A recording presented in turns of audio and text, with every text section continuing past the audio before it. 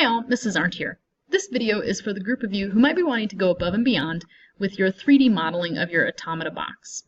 So for my physical box, I'm adding a scene to that includes like a living room wall, and there's a roller that's going up and down, going to be painting the wall.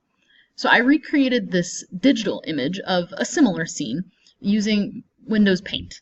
So that's how I created it. And I'd like to insert it into my automata assembly, but I can't add it directly to this assembly. I need to go into the part file for the box. So opening up the box, we just see that piece, and here's where I can start doing things like adding a work plane that I can put this image on. So to add a work plane, I'm going to choose Offset from Plane, open the Origin Children, and choose the proper plane, the XY plane. Right now it's not offset at all. I do want it to come forward and be in front of the follower rod, so I'm going to try to bring it forward about 2 inches and see where it would end up. It's still behind the rod, so at 3 inches forward, that looks to be appropriate. So there's my plane, and it can extend in all directions infinitely. Okay, so this is the work plane where I'm just going to place this flat image. So accessing that work plane, creating a new sketch. It shows me the front of the box so I can try to line things up properly. And over here on Insert, that's what I can choose to try to locate my image. There's my paint scene JPEG, and I can insert it. If you want to resize it,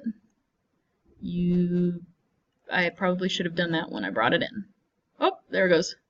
Yes, you can still resize it. You can angle it differently. You can move it around. However works best. Okay. So I want to make sure it's offset because right now my follower needs to be pretty close to the center of that little paint swatch. So it looks like I need to resize this just a little bit smaller. So it's not a perfect replica or perfect representation of my physical model, but it's getting pretty close there. You can also turn off the visibility of the work plane and your image stays. So if you finish the sketch, save the box, go back to your simulation, here's where things definitely start to show up.